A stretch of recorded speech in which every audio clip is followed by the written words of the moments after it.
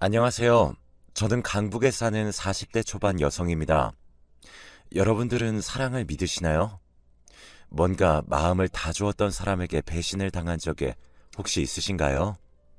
이 사연을 보내기까지 정말 몇 번이고 망설였지만 다들 저와 같은 일을 절대 겪지 마시라는 마음으로 용기 내서 사연을 보내게 됐네요.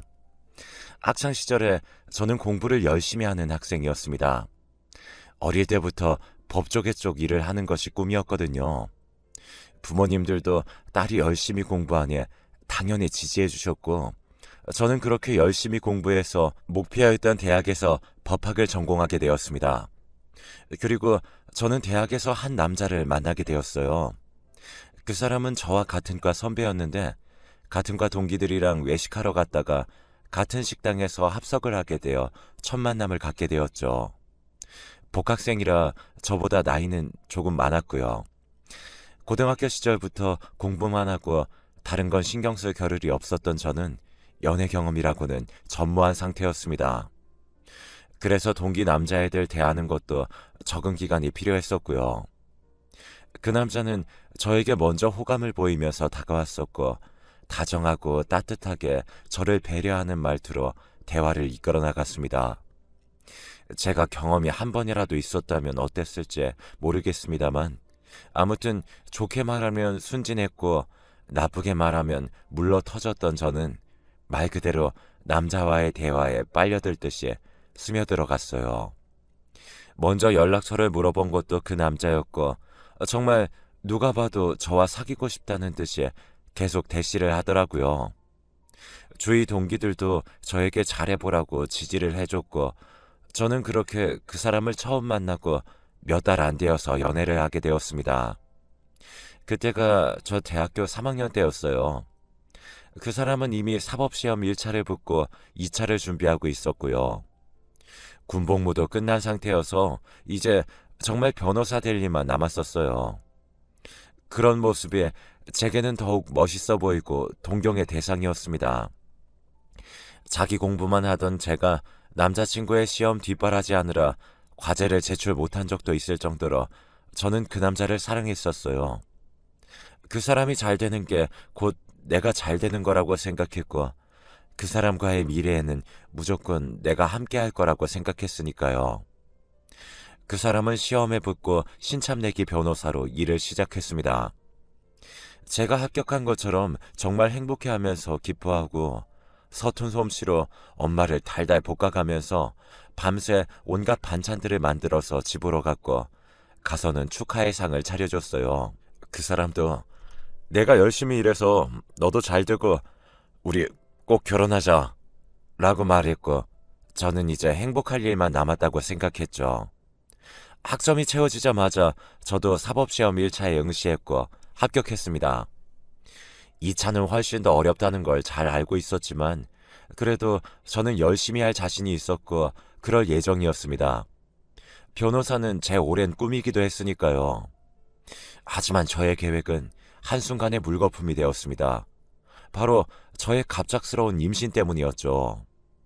졸업하기도 전이었고 2차 시험을 준비하고 있던 상황에서 저는 너무도 당황했습니다.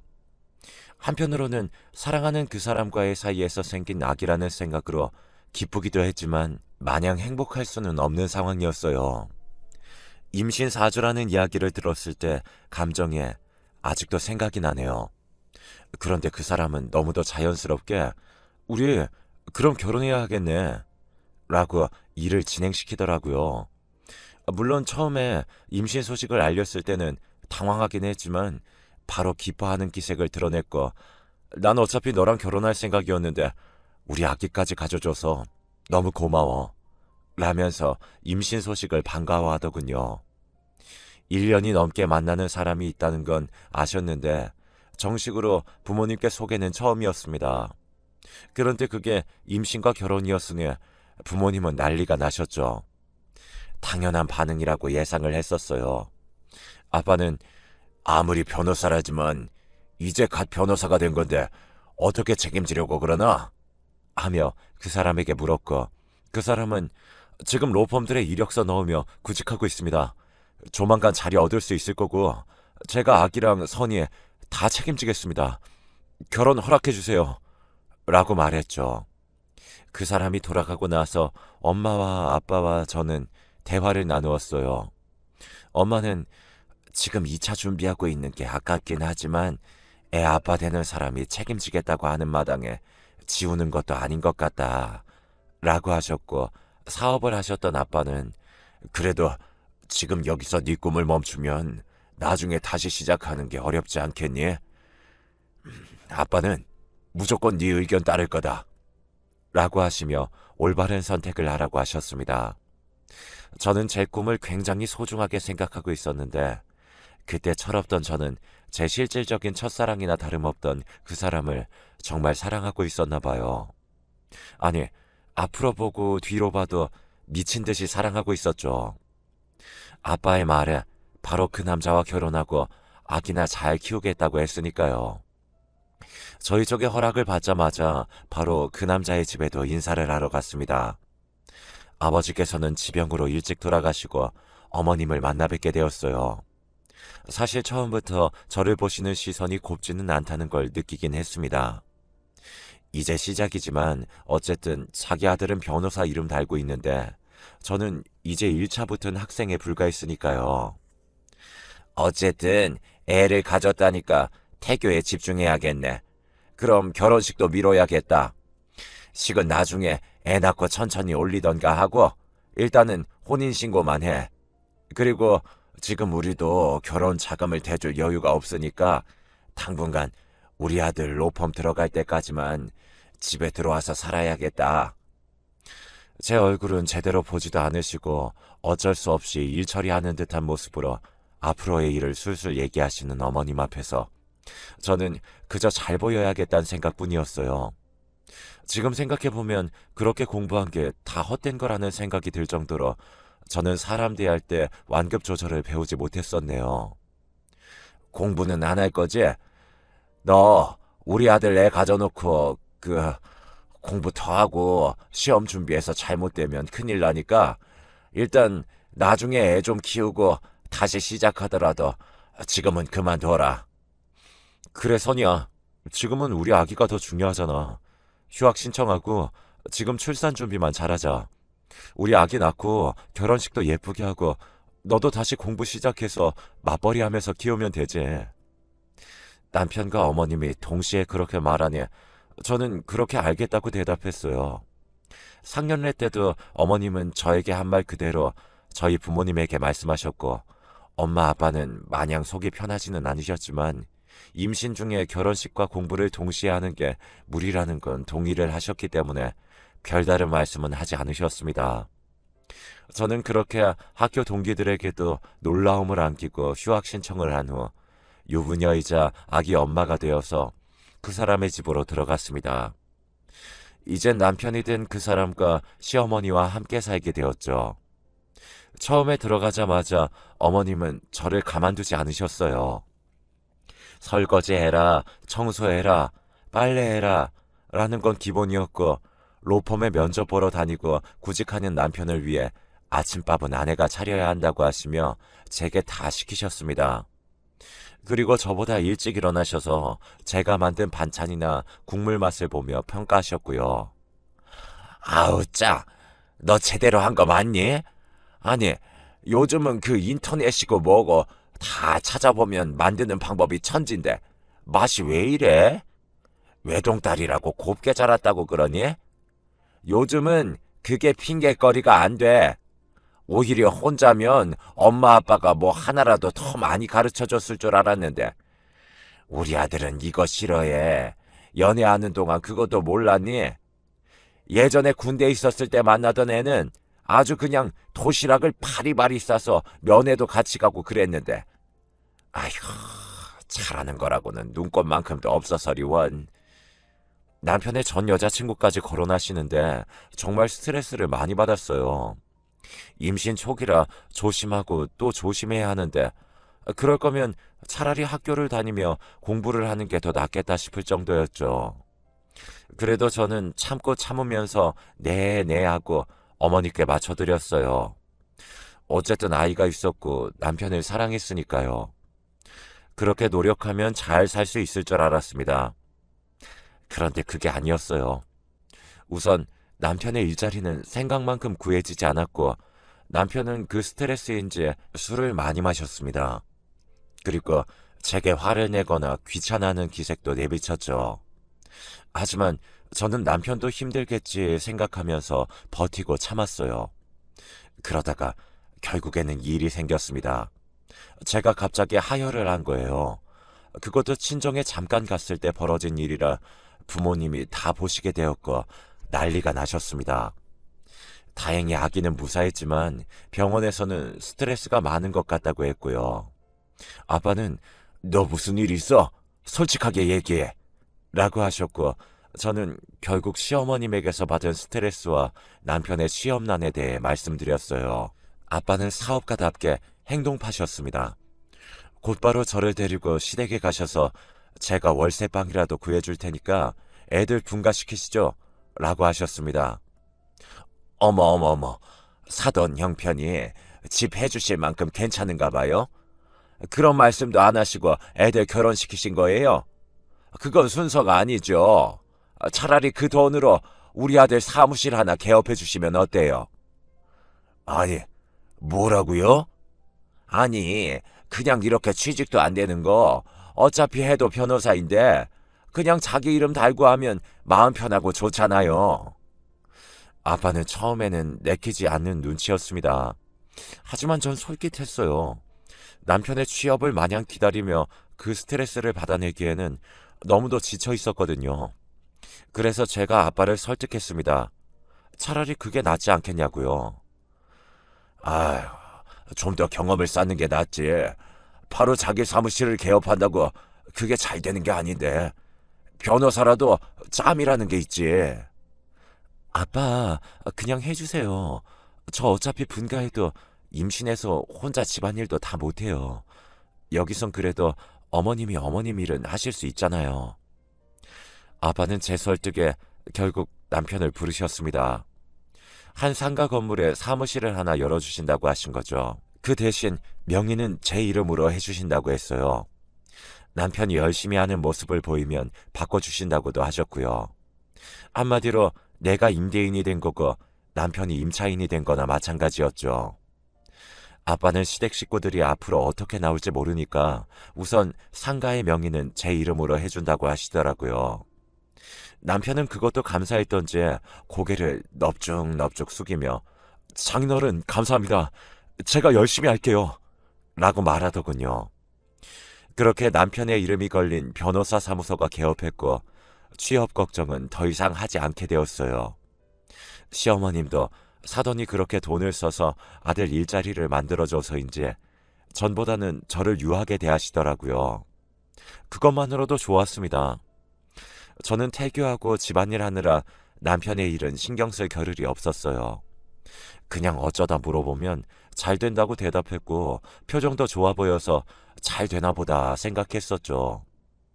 그렇게 2달이 조금 넘고 임신 5개월에 접어들었을 때 저는 남편의 사무실을 찾아가게 되었어요. 남편이 출근하고 나서 서류를 하나 발견했는데 오늘 날짜가 적혀 있어서 가져다 줘야겠다 생각했거든요. 지금도 가끔 생각해요. 그날 가지 않았으면 내 미래가 조금이라도 괜찮아졌을까 싶은 생각 말이죠. 아직도 기억이 납니다. 남편의 이름이 적힌 사무실 문을 뿌듯한 마음으로 연 순간 소파 위에 다른 여자와 다정하게 있던 그 남편의 모습이요. 2 사람은 당황하면서 저를 쳐다봤고 저는 그 자리에서 정신없이 돌아서 달려 나왔습니다. 머리가 어지럽고 속이 뒤집히는 것 같았습니다.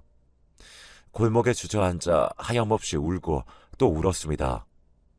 어떻게 우리 아빠가 해준 그 사무실에서 다른 여자를 안고 너무도 화가 나고 어이가 없었어요. 대학교 때부터 나만 보던 그 사람이 아닌 것 같았습니다. 그렇게 계속 울다가 어느 순간 배에 번개가 치는 듯한 통증이 느껴졌어요. 그제서야 아기를 품고 너무 울었다는 자각이 들었죠. 하지만 정신을 차릴 새도 없이 제 기억은 거기서 끊겨버렸습니다. 눈을 떴을 때는 이미 병원이었고 옆에는 남편과 그 여자가 있었어요. 뭐가 당당한지 저를 똑바로 보면서 여자는 어머, 일어났다, 일어났어 하고 호들갑까지 떨더라고요. 누가 봐도 세련된 투피스 정장에 화장까지 한 고급스러운 모습이었습니다. 남편과 그 여자 뒤로 시어머님이 나타났고 뒤이어 의사 선생님도 오셨어요. 선생님께서는 저를 안타깝다는 듯 보시면서 정말 죄송합니다. 아이가 유산되었어요. 임신 중기신데 스트레스를 크게 받으셨나 봐요. 라고 말씀하셨고 그제서야 저는 피로 물든 제 바지를 보게 되었죠. 선생님이 떠나시고 나서 시어머님이 저를 보고 혀를 끌끌 차셨습니다. 바깥으로 함부로 나돌아다니더니 애가 저렇게 떨어지지 하시면서 저를 아니꼽게 보시고 나가시더라고요. 그러자 남편 옆에 그 여자는 어머니 같이 가요 하고 자리를 피하더군요. 저는 그 모습을 어이없게 보고 있었고요. 우선 내가 잘못한 건 맞아. 인정해. 내 전 여자친구인데 나보다 먼저 취업을 해서 내가 사무실 열고 모르는 게 많으니까 도움을 좀 받으려고 연락했었어. 그런데 나도 몰랐는데 마음이 아직 남아 있었더라. 법조인다운 깔끔한 정리였어요. 기가 막히고 어이가 없었죠. 지금 자기 자식이 죽었는데 자기는 전 연인과의 미래에 대한 변명이나 저렇게 하고 있었으니까요. 내 꿈까지 포기하며 임신하고 결혼했고 아빠 돈까지 쓰며 그를 지지했는데 돌아온 건 배신이었어요. 그리고 계속 지켜보니까 시어머님은 저보다 더 그 여자를 며느리 대접하고 계시더라고요. 어차피 우리 결혼은 아이 때문이잖아. 여기서 이혼하는 게 너한테도 좋을 거야. 살인 충동이라는 걸 그때 처음으로 알았습니다. 뺨이라도 치고 머리를 잡고 흔들고 싶었지만 몸에 힘이 하나도 없었어요. 저는 그저 부모님께 연락해달라고 말했습니다. 남편은 순순히 부모님께 연락해 주었고 일의 경위를 설명했습니다. 그리고 자기가 유책 배우자라는 걸 잘 알고 있고 위자료는 지급할 것이며 여기서 장인어른이 제게 해코지하시면 그건 고속감이다라고 하며 뻔뻔하게 나가더라고요. 뭐 사실 이 결혼이 아이 없으면 이뤄졌겠어요. 이제라도 각자 제 짝 찾아가는 거지. 엄마는 시어머님의 그 말을 듣고 당장이라도 머리채를 잡으려고 하셨는데 옆에 있던 남자 간호사가 말려서 그러시지 못했어요. 그저 저를 안고 우셨죠. 저는 부모님의 얼굴을 볼 수가 없었어요. 천하제일의 불효녀가 된 기분이었을까요? 아빠는 퇴원하는 저를 데리고 나가 가까운 대형마트에서 가장 큰 캐리어를 사셨어요. 그리고 시댁으로 가셔서 제 짐을 싹 다 챙겨서 저를 집으로 데려오셨죠. 그리고는 걱정 말고 몸부터 회복하자. 이혼 그거 별거 아니야. 네가 세상에 부끄러운 것 없이 살면 그걸로 너는 떳떳하게 살 수 있어. 언젠가 저들이 벌 받을 거다. 라고 하셨죠. 그리고 저는 그날 밤 혼자 술을 드시면서 엄마 앞에서 우시는 아빠를 보고는 피눈물을 삼켰습니다. 그 후로 아빠는 변호사를 알아보시면서 누워있는 저 대신 모든 소송을 진행하셨고요. 저는 그런 아빠를 보며 내가 얼른 기운을 차려야지 하고 생각했어요. 그런데 슬픈 일은 한꺼번에 오는 것인지 아빠가 한 달이 조금 안 되어 돌아가셨습니다. 갑작스러운 심장마비였어요. 평소에도 지병이 있으시긴 했는데 그렇게 갑자기 돌아가시니 죽고만 싶은 심정이었습니다. 병원에서 심장마비는 누구에게나 갑자기 올 수 있는 거라고 했지만 저는 마치 저 때문에 마음고생하셔서 그런 거라는 죄책감을 지울 수가 없었습니다. 장례식장 지키고 발이 날 때까지 대체 몇 번이나 울다가 탈진했는지 모릅니다. 아빠가 돌아가시자 전 남편은 저를 이때다 싶어 몰아붙였습니다.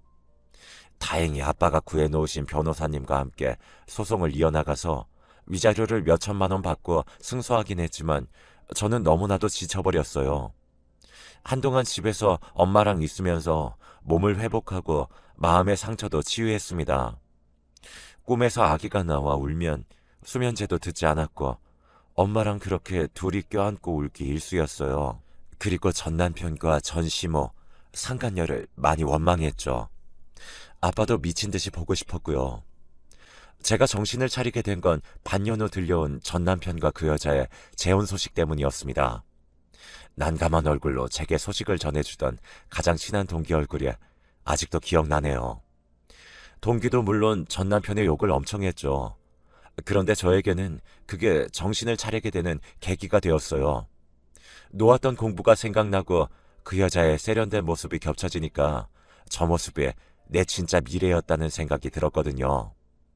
그래서 엄마에게 복학의 의지를 말씀드렸습니다. 당연히 지지해 주셨고 저는 잠을 2시간씩 자며 공부했어요. 정말 고3 때도 없었던 코피까지 흘리면서요. 전 남편의 소식은 알려고 하지도 않았습니다. 복학하니까 친구들은 이미 다 졸업해서 제 이야기를 할 사람이 없는 건 좋더라고요. 저는 졸업 후에 2차 시험까지 합격해 변호사가 되었습니다. 이혼한 지 2년이 다 되어가는 시점이었죠.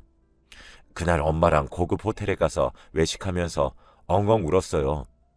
아빠 납골당도 찾아갔고요. 운이 좋은 건지 저는 지금까지 일하고 있는 작은 로펌에 금방 취직했습니다. 신짜배기 변호사로 자잘한 사건들부터 맡게 되었죠. 그리고 그때 선배였던 현재의 남편을 만났어요.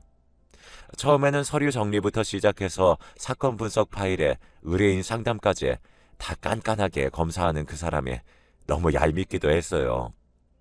그런데 저한테 쓴소리를 한 날 퇴근 시간이 되면 꼭 책상 위에 커피나 쿠키가 놓여 있었죠. 수고했어요. 점점 더 잘할 거예요. 라는 짤막한 쪽지와 함께 말이죠. 제가 처음으로 승소를 이끌어낸 건 남편의 외도로 이혼 소송을 낸 아기 엄마였습니다. 제가 공감이 가서 그런지 정말 밤새워 가면서 조사하고 준비했고 결국 원하던 위자료로 승소했어요. 그리고 그날 저는 현재 남편에게 고백을 받았습니다. 알고 봤더니 제가 뭔가 하나를 해내고 자신감을 얻을 때까지 기다려주고 싶었대요.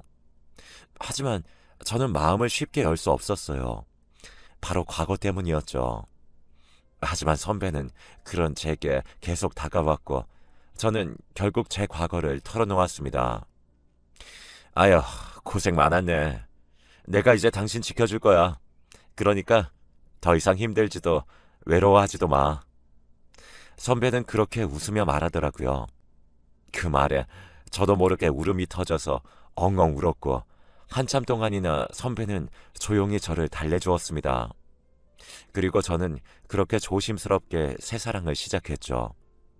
선배가 나이가 좀 있다 보니 집안에서 결혼을 재촉하는 모양이었어요. 제게 땀을 뻘뻘 흘리면서 조심스럽게 이야기를 하더라고요. 그 모습에 오히려 저는 결혼을 별거 아닌 것처럼 말했던 전 남편보다 훨씬 믿음이 가더군요. 그 대신 이번에는 먼저 예비 시부모님을 뵙고 싶다고 말했어요. 선배는 제 이야기를 미리 다 해놓았다고 했는데 정말로 선배 집에 처음 가자마자 어머니께서 저를 안고 눈물을 흘리셨습니다.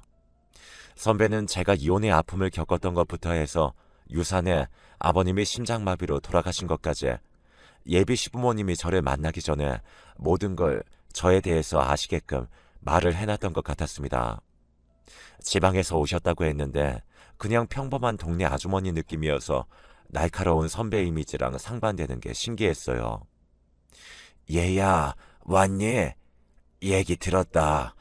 그동안 얼마나 고생을 했니? 우리 아들에게 얘기 다 들었어.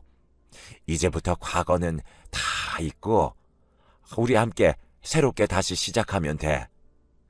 아버님께서도 그래, 아버님도 심장마비로 돌아가셨다며? 이제부터는 내가 너의 아버지가 되어줄 거다. 하늘에 계신 네 아버지도 널 지켜줄 거고 우리에게 이렇게 와줘서 너무 고맙구나 하시며 몇 년이 지났음에도 불구하고 제게 몸보신하라면서 준비해두신 한약을 건네시더라고요. 그 모습에 저도 마음이 통했고 저희의 결혼은 그렇게 일사천리로 진행되었어요. 이번에는 예쁜 웨딩드레스도 입고 멋진 결혼식장에서 직장 동료들, 대학 동기들 다 모아놓고 결혼식을 했어요.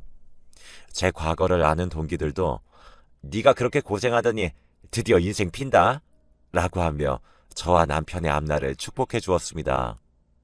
같은 직장에서 일하다 보니까 자연스럽게 얼굴 볼 일도 많았고 정말 전 남편과 비교하면 너무너무 행복한 결혼 생활이 시작되었어요. 정말 너무 행복했고 남편은 지금까지도 매일매일 제게 사랑한다고 해주곤 합니다. 시부모님도 저를 딸처럼 아껴주셨고 저희 어머님과의 사이도 좋으셔서 친구처럼 지내시고 정말 말 그대로 고생 끝 행복 시작이었죠. 아이는 너네 자유롭게 가지고 안 낳고 싶으면 갖지 마라고 하셔서 남편하고 천천히 이야기를 해보기로 했습니다. 저랑 남편 둘 다 일 욕심도 있었고요. 그렇게 결혼을 하고 일도 열심히 하면서 새로운 인생을 행복하게 잘 살던 중이었어요. 어느 날 제게 누군가 상담을 예약했어요. 가보니까 앳된 얼굴의 여자가 울고 있더라고요. 무슨 일이세요? 변호사님, 저 좀 도와주세요. 저 정말 억울해요. 서럽게 우는 여학생을 달래고 이야기를 해보라고 했습니다. 여학생은 자기가 임신 중인데 아이의 아빠인 남자친구가 유부남이라는 걸 최근에 알았다고 해요. 그것도 남자친구의 아내가 자기를 상간녀로 고소했다고 했습니다. 저 정말 몰랐어요. 정말이에요. 우리 아기는 어떻게 해요? 임신 소식 듣고는 저랑 결혼하겠다고 했는데 갑자기 그 사람 와이프라는 사람한테 고소장이 날라오고. 서럽게 우는 여학생을 달랬습니다. 이런 경우라면 가장 큰 책임은 거짓말을 한 그 유부남에게 있을 테니까요. 저는 그 여학생에게 그 유부남 정보를 적어두고 가시면 고소장을 보내겠다고 했어요. 그 여학생은 그렇게 했고 저는 먼저 있던 일을 처리하기 위해서 제일 밑에 있던 인턴에게 고소장 일을 부탁했습니다. 그리고 며칠 뒤 그 여학생을 만나기로 한 날이었어요. 며칠 새 진정을 좀 하고 왔더라고요. 아이를 혼자 키우더라도 낳고 싶다고 하더니 강단이 꽤 있어 보였죠. 제 사무실에서 대화를 나누는데 갑자기 문이 쾅 하고 열렸습니다. 그리고 흐트러진 와이셔츠를 입은 한 남자가 쳐들어왔어요. 너 지금 뭐 하는 거야? 이렇게 해서 네가 득볼 게 대체 뭔데? 내가 너랑 결혼하겠다고 했잖아. 그런데 왜 여기서 이러고 있어? 이거 나요. 변호사님, 저 좀 도와주세요. 저는 여학생을 끌고 가려는 남자의 팔을 있는 힘껏 붙들려고 했습니다.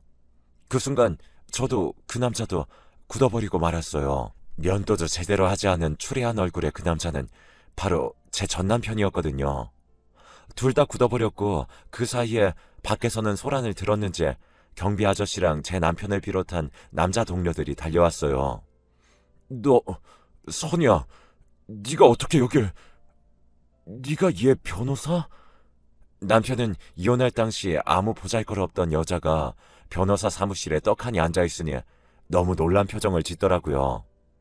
얼굴이 사색이 되어 저를 멀뚱멀뚱 쳐다볼 뿐이었습니다. 그래, 넌 여자 인생 힘들게 하는 재주가 여전하구나. 제 차가운 목소리에 옆에 있던 남편은 이게 무슨 상황인지 바로 알아차리고는 다른 동료들과 경비 아저씨를 내보냈어요. 그리고 제 옆에 다가와 저와 그 여학생의 손을 잡고 자기 뒤로 세우더라고요. 안녕하세요.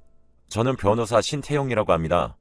선이 남편 되는 사람이고요. 지금 저희 로펌 고객님을 위협하고 계신 거 아시죠? 뭐야, 남편? 이봐요, 나도 변호사야. 지금 그건 변호사로서의 태도가 아닌 것 같습니다만. 경찰 부를까요? 전 남편은 안절부절 못하더니 여학생에게 뭐라고 웅얼웅얼 거리더니 나가버렸어요. 저는 한숨을 푹 내쉬고 여학생에게 이 기가 막힌 상황을 설명해 주었죠. 차라리 잘 됐어요. 내가 법정에서 증언해 줄게요.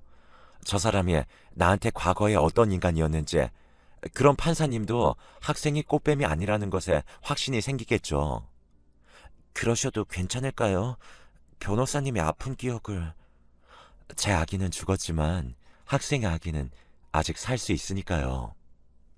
그렇게 저는 그 사건을 그대로 진행하기로 했습니다. 제가 중심적으로 밀고 간 건 혼인 빙자 사기와 양육비였어요. 여자 인생을 송두리째 망가뜨린 그런 인간에게 어떻게든 죄를 주기 위해 더 신경 썼고 뭐 하나 빠진 게 없는지 신경을 썼습니다. 그렇게 시간이 흐르고 전 남편은 결국 향후 양육비를 지급해야 한다는 판결을 받았고 혼인 사기가 인정되어 형사처벌을 받을 수밖에 없었어요. 변호사 자격도 1년 정지가 됐고요. 동시에 부인에게도 위자료를 지급해야 했죠. 들어보니 부인이 대형 로펌에서 변호사를 위임해서 어마어마한 위자료를 물게 생겼다고 했습니다. 한 번은 변호사 사무실에 오랜만에 전 시모도 찾아왔더라고요. 저를 보고 토끼 눈을 하더니 달려와서는 그래도 몸 섞고 같이 살았는데 한 번만 도와줘. 변호사 일은 계속하게 해줘야지. 제발 하시며 눈물을 보이시는데 전혀 안타깝거나 불쌍해 보이지 않았습니다. 저기요, 여기 아줌마 같은 분이 함부로 찾아와서 그런 모습 보이는 데가 아닙니다. 그리고 누가 몸을 섞어요? 말 함부로 짓거리시면 고소할 테니 당장 나가세요. 라고 하니까 고개를 푹 숙이며 나갔어요. 아마 집안에 대들 보였던 자기 아들이 이제는 변호사도 당분간 못하게 됐으니 한숨을 푹푹 쉬는 건 당연하겠죠. 그 후 여학생은 출산을 해서 미혼모 시설과 국가 지원들을 잘 알아본 후 현재 아이를 키우며 네일아트 샵에서 일을 한다고 하네요. 양육비는 밀리더라도 달마다 주긴 준다고 하더군요.